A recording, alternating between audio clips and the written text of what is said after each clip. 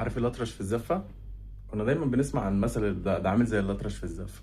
أو إمام عاشور عايش في دور بقى الأطرش في الزفة، الدنيا حواليه بتقوم وبتقعد وبتاع، وهو ولا هو هنا ولا دريان بحاجة. ما تطلع يا باشا اتكلم، تطلع يا عم قول أنا ما أعرفوش، ما أعرفش أدم وطني، ماليش علاقة بيه، أنا وكيلي أحمد يحيى.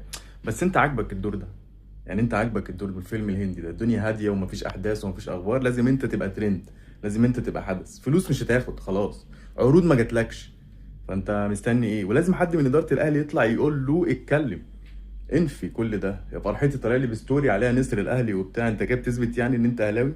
انت ولا اهلاوي ولا بتاع. ماشي، كفايه بقى قرف بقى، وكفايه عك، وكفايه بقى خرا، يعني بجد والله العظيم مش زودتها قوي. جمهور الاهلي فعلا مش هيدعمك تاني، والله فعلا انا مش هتلاقي حد وراك. انت خسرت جمهور الزمالك، ودلوقتي انت بتخسر جمهور الاهلي، ده غير الحركه اللي عملتها قبل كده، وتقريبا خسرت بيها جمهور الاهلي، وعدت وعديناها، وفي ناس لسه ما عدتهاش. فانت مستني ايه يا معلم؟ تطلع يا معلم قول انا ماليش علاقه بيه، اطلع يا معلم قول انا مكمل مع الاهلي، مدد يا عم تعاقدك. مش عايز تمدد انت موجود السنتين، وبعد كده هيجمدوك بقى ولا يشوفوا، بعد كده تروح تشوف حالك. فاهم؟ احنا مش ناقصين قرف يا معلم، خلاص هم بيظبطوها، هم عرفوا يظبطوها. كان الاول حجتك تريزيجيه، دلوقتي تريزيجيه مشي، كابتن سيد، وائل جمعه، ومدير الفني، ومعاهم ياسين منصور. الناس دي مش هتحلك، الناس دي مش هتسيبك تبيع وتشتري في النادي. لا يا معلم فكك، واحنا كجمهور مش هنقبل بده. محدش بقى يطلع يقول لي أصل ده عمل فيكوا قبل كده وما عملش فيكوا قبل كده. 99% من جمهور الاهلي مش راضي عن الحركه اللي حصلت دي. انت كان من ساعتها تبيعه، او تعيره، او تجمده، ويقعد يا باشا زيه زي الدكه اللي قاعد عليها. هو ده الاهلي، هو ده اللي احنا نعرفه. لما العك اللي بيحصل ده، اعتقد ده هيحصل الفتره اللي جايه، لان عارف انت كده ايه، لما يبقى في واحد فيها في شله كده، فيها واحد عامل فيها نجم وعامل فيها حلو وبيحلو دايما قدام الناس وفي اي قعده، هو ده امام عاشور.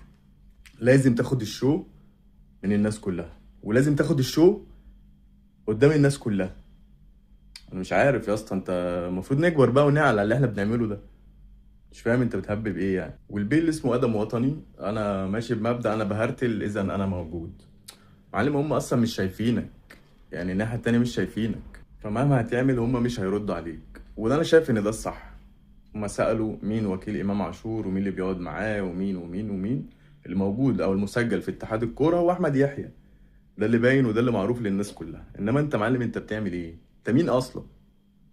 انا مش فاهم. هو اي حد عايز يتشير لازم يجيب اسمه ويحك اسمه كده جنب اسم الاهلي؟